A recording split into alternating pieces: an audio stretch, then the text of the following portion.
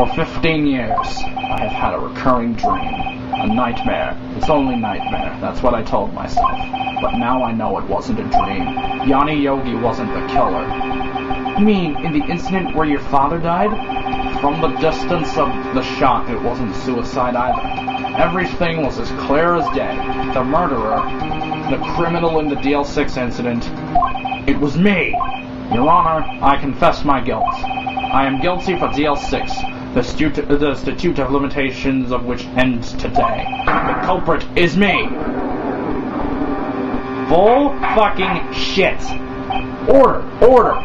This is certainly unexpected. The defendant declared innocent is confessing to a different crime. A crime for which the statute of limitations runs out today. I'm not really sure how I should deal with this.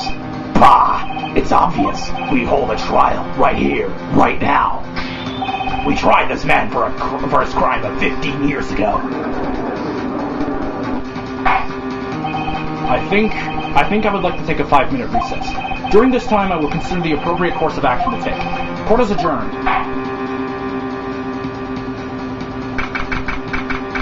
2:24 p.m. I'm sorry, Wright. I've just wasted all of your effort. Mr. Edgeworth, I just don't believe it, pal. I mean, you kill your dad? I didn't want to believe it myself, Detective, but it's the truth. I deserve to be punished. Murder is murder, no matter what the circumstances. This is crazy! Just crazy! Huh? Nick, what are you doing? Huh? Oh, I was just reading through the court record once more. I'm getting my case ready. Your case? For what? Huh? Isn't it obvious? I'm going to prove that Miles Edgeworth is innocent! What are you talking about, pal? He just admitted to it! He confessed that he did it in court! I'm sorry, Edgeworth, but I don't believe your nightmare. What? It's just a dream. It's not real. The truth is right here in this court record. In any case, tighten your belts. The real fight is just beginning. I'll prove you're innocent. Trust me. Right? Oh boy, here we go.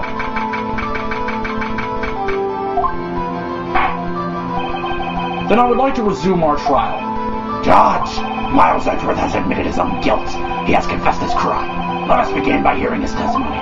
Then, though pointless, let the defense do their cross-examining. The statute of limitations of the DL6 incident runs out today.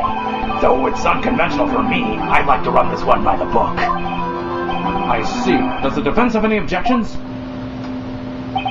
No, Your Honor.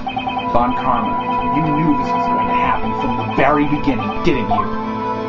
Very well. Will Miles Edgeworth take the stand? Will the witness state his name and profession? Miles Edgeworth. I'm a prosecuting attorney. Mr. Edgeworth, 15 years ago you mistakenly killed your father, Gregory Edgeworth. Is this correct? It is correct. Then testify about this matter to the court. When Edgeworth was telling me about his dream yesterday, I noticed something. One detail didn't quite fit. That will be the key, but only if I can get it to work. Please, please. Okay, here we go. That day I had gone to the courtroom to observe one of my father's trials. As we went to leave, an earthquake struck, trapping us in the elevator. My father and Mr. Yogi lost their composure and began to argue. Just then, something heavy fell at my feet. I picked it up and threw it at Mr. Yogi. I wanted them to stop fighting. A moment later, there was a single gunshot, then a scream. It was a terrible scream. I remember it to this day. That's all. And until now, you thought this memory was a dream? We were stuck in that elevator for 5 hours. The oxygen in the elevator ran out, and I lost my memory of the events. Bah! The same claim Mr. Yogi has made. Very well. Mr. Wright, your cross-examination, please. Yes, Your Honor. Okay, here we go.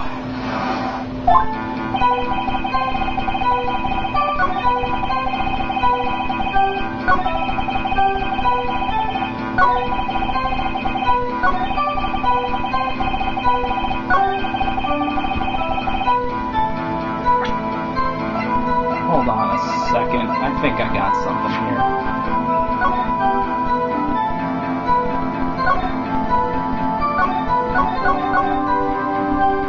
The murder weapon was fired twice according to the victim data here. Objection! Objection! Are you sure you only heard one gunshot? Yes, I'm sure of that. I heard the shot and the scream. Then everything faded. I was unconscious until the rescuers came. I see. But that doesn't make sense. Look at this file one more time. This plainly contradicts the witness's testimony. You do enjoy dragging out that file, don't you? I don't accept this evidence unless you tell us what page it's on. Which page contradicts Miles Edgeworth's testimony? Victim data. Look at the victim data in this file. It says it quite plainly. The murder weapon was fired twice. Miles Edgeworth only heard one gunshot, yet the murder weapon was fired twice. The first shot was the accidental firing when the pistol was thrown. So, who fired the remaining shot? Was there perhaps another shooter who fired that second shot? Your Honor, as I'm sure you're aware, this incident occurred 15 years ago. The evidence is dated. The pistol did fire twice. However, we do not know when that second shot was fired. It might have been fired the day before the incident. There is no proof that the second shot had anything to do with this incident. What? I see. You do have a point, Mr. Wright. The murder weapon was fired twice, as we have heard. One of those shots was fired by the defendant, a boy at the time. Do you have any proof that the other shot fired has something to do with this case? Yes. Why would I bring it up? Your Honor, I think I will be able to show you proof. What? Impossible. Now, Mr. Von Garland, save your surprise for after you've seen the evidence. Very well, Mr. Wright. Show us your proof. Do you have evidence that the second firing of the pistol is related to this incident? That would be the incident photo. Take that! Look at this photograph. This is a photograph of the scene of the crime 15 years ago. I can see that the victim lying there is Gregory Edgeworth. This proves the murder weapon was fired twice at the time of the incident. This photo proves it. So let me get this straight. This photo proves 2 shots were fired. Where? Your Honor, please, get a clue. Show the judge the contradiction in that photo. The contradiction is the bullet hole in the window. Take that! As should be obvious, the contradiction is here. I see. A bullet hole in the door. Your Honor, Gregory Edgeworth was killed by a shot from the pistol. Yet, there's also a bullet hole in the elevator door. We also know that the murder weapon was fired twice. Thus, someone other than Edgeworth fired that second shot. Order! Mr. Wright, what are you driving at? It's simple, Your Honor. At the time of the incident, 2 shots were fired. One went into Gregory Edgeworth's heart. The other hit the elevator door.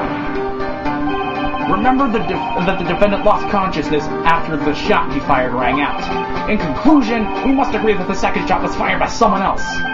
Mr. Wright, but who could that someone else be? The murderer, of course. I knew I should have stepped in before your wild fantasies got out of hand. Mr. Wright, look once more at the DL6 case file. Look closely. Try the case summary page. The case summary, that's on page 1. Look what is written there. Not a single clue was found on the scene. If the pistol had deep and fired 2 times, then the other bullet would have been discovered on the scene. He does have a point. That second bullet has never been found. Why? Because the second bullet does not exist. The bullet that claimed Gregory Edgeworth's life was the one fired by his own son. That is the truth of this matter. The whole truth. It was undoubtedly something else that made that bullet hole in the door. Order! I will have order. Mr. Wright has proven one thing to us quite clearly, that the murder weapon was fired twice at the time of the incident. However, as Mr. Von Karma says, the second bullet fired was not found. It is highly unlikely that the police merely overlooked the second bullet. So all we have is the single bullet fired. I'm afraid I have to discount the defense's claim. I praise the judge for his wisdom in this matter. God, how did this happen? I don't believe that the second bullet didn't exist. Was I wrong? Have I been wrong about this whole incident?